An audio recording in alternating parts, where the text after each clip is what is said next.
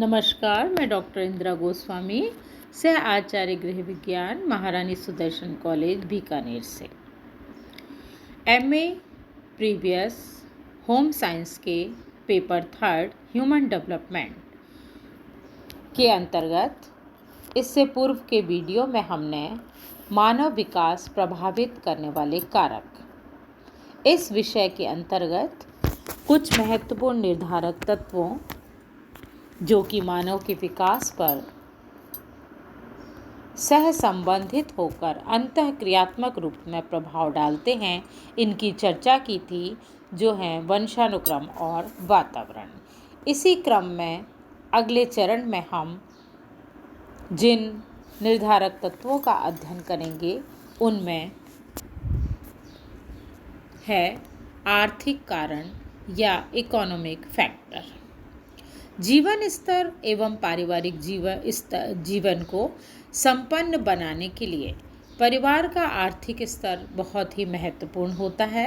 उत्तम आवास, वस्त्र, भोज्य सामग्री, संतुलित और पौष्टिक भोजन, आवश्यक साधन, सुविधाएं, वस्तुओं की उपलब्धता बालक के समुचित वृद्धि और विकास के लिए अनिवार्य होती हैं। पर्याप्त धन के अभाव में संसाधन और आवश्यक वस्तुओं को जुटाना असंभव होता है।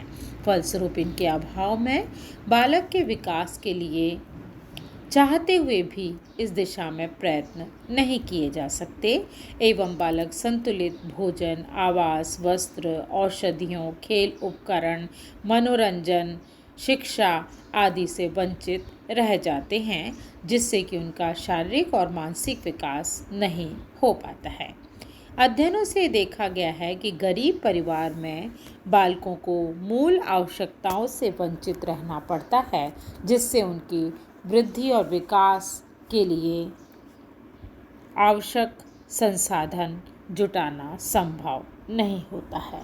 वे कुपोषण और न्यूनता जनित संक्रामक रोगों से भी ग्रसित रहते हैं। उन्हें सीखने के लिए साधन, सुविधाएं, उपकरण, खेलने और शिक्षा के अवसर, सुविधाओं से भी वंचित रहना पड़ता है। ऐसे बच्चों में असंतोष, निराशा, हीनता, अनुपयुक्तता, आत्म असंतोष और असुरक्षा की भावनाएं पनपने लगती है। फलस्वरूप कुसमायोजन और आत्मविश्वास की कमी उनके व्यक्तित्व में दोष उत्पन्न कर देती है। ऐसे बालक अपनी आवश्यकताओं की पूर्ति के लिए अपराध कार्य की ओर भी प्रेरित हो जाते हैं। अगला निर्धारक तत्व है पोषण या न्यूट्रिशन। किसी भी बालक के वृद्धि और विकास में पोषण महत्वपूर्ण भूमिका निभाता है। गर्भकालीन अवस्था से लेकर जन्म के पश्चात जीवन पर्यंत प्राणी को जीवित और स्वस्थ रहने के लिए उत्तम पोषाहार की आवश्यकता होती है। शारीरिक वृद्धि और विकास की दृष्टि से भी पौष्टिक भोजन, संतुलित भोजन जिसमें प्रोटीन, वसा, कार्बोज, खनिज लवण, विटामिन इत्यादि मौजूद होते हैं, इन सभी का महत्वपूर्ण योगदान होता है, जो कि बालक के शारीरिक और मानसिक विकास में सहायक होते हैं।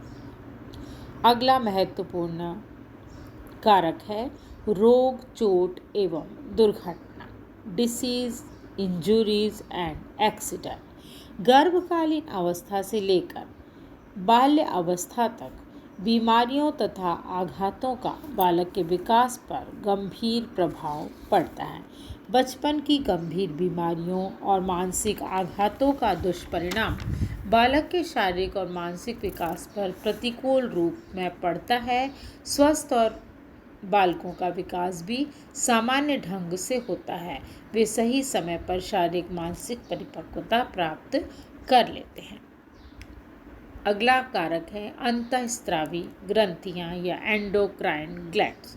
मानव शरीर के अंदर कुछ ऐसी ग्रंथियां होती हैं जो कि शरीर के लिए ऐसे स्त्रावों को उत्पन्न करती है जो शारीरिक और मानसिक विकास में अपना महत्वपूर्ण योगदान देते हैं। ये स्त्राव हार्मोन कहलाते हैं।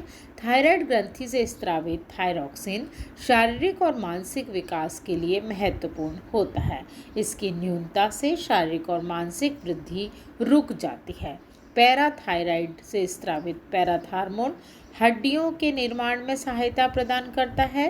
पैनक्रियास से स्त्रावित इंसुलिन हार्मोन रक्त शर्करा के स्तर को बढ़ा के मधुमेह रोग के लिए उत्तरदायी होता है।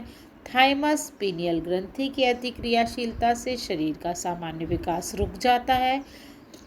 यौन ग्रंथियों की अल्प क्रियाशीलता यौन लक्षणों के विकास और लैंगिक परिपक्वता को अवरुद्ध कर देती है।